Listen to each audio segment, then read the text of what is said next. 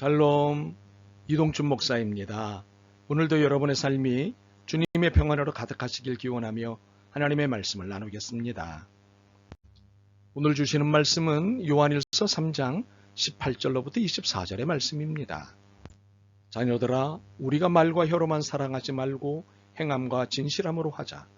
이로써 우리가 진리에 속한 줄을 알고 또 우리 마음을 주 앞에서 굳세게 하리니 이는 우리 마음이 혹 우리를 책망할 일이 있어도 하나님은 우리 마음보다 크시고 모든 것을 아시기 때문이라. 사랑하는 자들아, 만일 우리 마음이 우리를 책망할 것이 없으면 하나님 앞에서 담대함을 얻고 무엇이든지 구하는 바를 그에게서 만나니 이는 우리가 그의 계명을 지키고 그 앞에서 기뻐하시는 것을 행함이라. 그의 계명은 이것이니 곧 그 아들 예수 그리스도의 이름을 믿고 그가 우리에게 주신 계명대로 서로 사랑할 것이니라. 그의 계명을 지키는 자는 주 안에서 거하고 주는 그의 안에 거하시나니 우리에게 주신 성령으로 말미암아 그가 우리 안에 거하시는 줄을 우리가 아느니라. 아멘. 요한일서 3장 18절로부터 24절 말씀을 본문으로 계명을 따라 은혜를 따라 라는 제목으로 말씀을 나누도록 하겠습니다. 계명은 훈계와 명령입니다. 반드시 살아내야 할 것들에 대한 지시와 지적이지요. 변명이나 상황이 고려된 명령이 아니니 무겁고 엄중합니다. 더욱이 하나님이 내리신 훈계와 명령이시기 때문에 엄중함은 상상하기 쉽지 않습니다. 그런데 사도 요한은 오늘 본문에서 가히 엄중한 하나님의 계명에 눌려 있을 법한 우리를 향해 반전의 메시지를 건넵니다. 이전에 우리에게 건넨 메시지의 분위기와는 전혀 다른 부드러움과 따뜻함이 담겨 있습니다. 그 이유가 무엇인지 궁금해집니다. 그의 격했던 메시지가 왜 이렇게 반전을 타는 것일까요? 이유가 궁금하죠?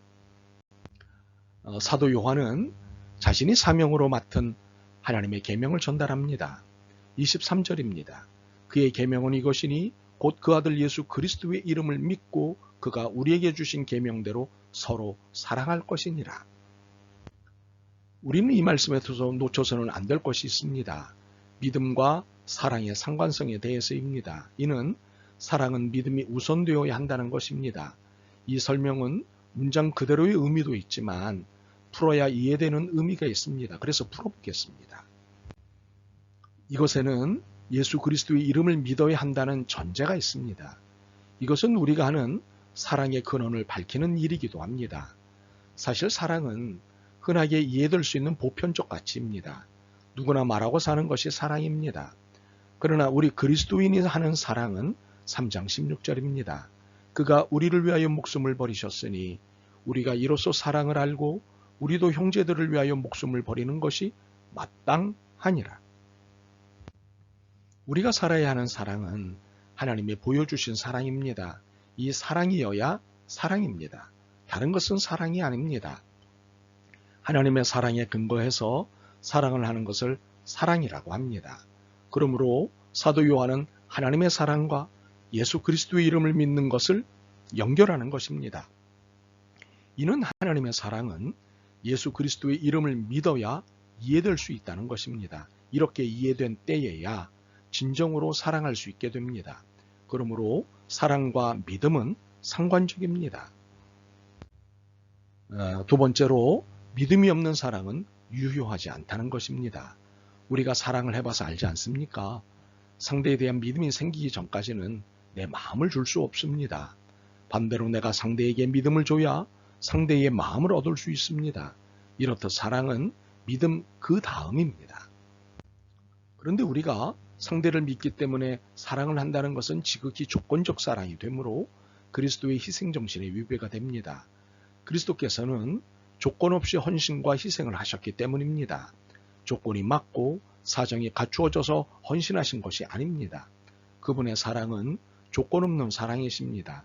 그러므로 믿음을 주지 않아도 사랑해야 하는 것이 우리의 의무이고 숙명입니다.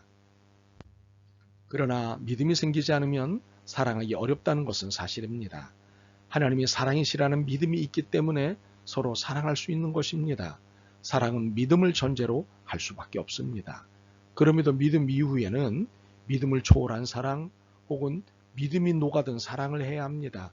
내 믿음으로 그를 믿는 사랑을 해야 합니다. 어렵지만 여기까지 나아가야 합니다. 이것이 그리스도가 우리에게 보여주신 믿음에 근거한 사랑입니다. 바로 이 지점에 이르게 되면 확신할 수 있는 것이 있습니다. 19절입니다. 이로써 우리가 진리에 속한 줄을 알고 또 우리 마음을 주 앞에서 굳세게 하리니 무엇입니까? 우리가 진리에서 속한 줄을 확신하게 된다는 것입니다. 우리가 믿음을 넘는 사랑, 믿어주는 사랑을 하게 되면 우리는 더 이상 하나님의 자녀라는 사실을 의심할 이유가 없다는 것입니다. 이것은 곧바로 20절과 연결됩니다. 이는 우리 마음이 혹 우리를 책망할 일이 있어도 하나님은 우리 마음보다 크시고 모든 것을 아시기 때문이라. 우리가 혹시 양심의 가책을 느끼는 일이 생길 수 있습니다. 그렇더라도 믿음을 넘는 사랑을 하고 있다면 하나님의 자녀라는 사실을 의심하지 않아도 된다는 것입니다. 물론 21절의 상황이 가장 좋은 것은 사실입니다. 사랑하는 자들아, 만일 우리 마음이 우리를 책망할 것이 없으면 하나님 앞에서 담대함을 얻고, 그러나 우리가 죄로 인해 한계 상황에 살고 있기 때문에 죄를 짓게 됩니다. 양심에 꺼림없는 삶을 살고 싶지만 그렇게 되질 않습니다. 죄를 짓고 싶지 않지만 죄를 짓게 됩니다. 이것이 우리의 한계 상황입니다. 그럼에도 불구하고 우리는 하나님의 자녀이지요. 그런데 죄를 지을 때마다 자신이 없어집니다. 나는 과연 하나님의 자녀인가? 바로 이러한 갈등과 고민에 종지부를 찍는 말씀이 18절에서 시작된 19절 말씀이고 20절로 확장된 말씀입니다. 형제 자매를 사랑하는 것으로 우리가 진리에 속했다는 것과 하나님의 자녀라는 사실을 확신할 수 있는 것입니다. 그러므로 죄를 짓는 일에서 피할 수 없음에도 여전히 하나님의 자녀임을 확신할 수 있게 하는 형제 자매 사랑은 기독교의 절대 조건입니다.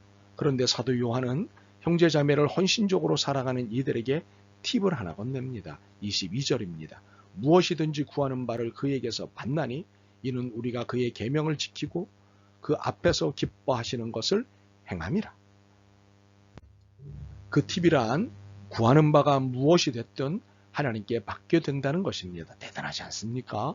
물론 못된 것을 구하지 않는다는 전제입니다.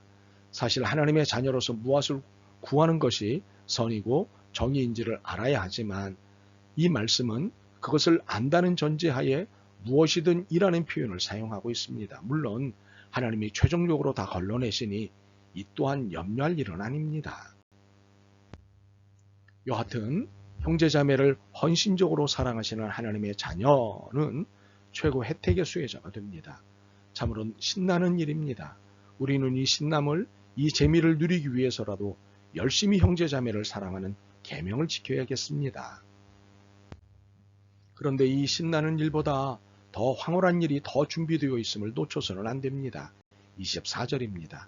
그의 계명을 지키는 자는 주 안에 거하고 주는 그의 안에 거하시나니 우리에게 주신 성령으로 말미암아 그가 우리 안에 거하시는 줄을 우리가 아느니라. 그리스도와 내가 하나로 사는 은혜가 일어난다는 사실입니다. 내가 그리스도 안에, 그리스도가 내 안에 사는 일은 은혜요 황홀령입니다. 이것은 말로 설명하기에는 너무도 힘든 신비입니다. 그래서 은혜라는 말을 쓸 수밖에 없습니다. 그런데 이 은혜라는 말을 쓰는 이유가 또 있습니다. 내가 그리스도 안으로 들어가는 것이 아니라 그리스도가 내 안에 오셨기에 내가 그리스도 안에 있는 것으로 말할 수 있다는 것 때문입니다. 내가 팔을 벌려 그리스도를 모신 것이 아닙니다. 그리스도께서 나를 품으신 결과로서 내 안에 그리스도가 계시게 된 것입니다. 요한일서 4장 19절입니다. 우리가 사랑하면 그가 먼저 우리를 사랑하셨습니다. 그러므로 은혜입니다. 그러나 성령님께서 이를 알게 해주시기 전에는 이 또한 깨닫지 못합니다. 이를 깨닫는다면 이 또한 은혜입니다. 우리는 이렇게 은혜에 둘러싸여 살고 있습니다. 모든 것이 은혜이고 매 순간이 은혜입니다. 참으로 황홀하지 않습니까? 이제 우리의 삶은 내가 잘나서 사는 삶이 아닙니다.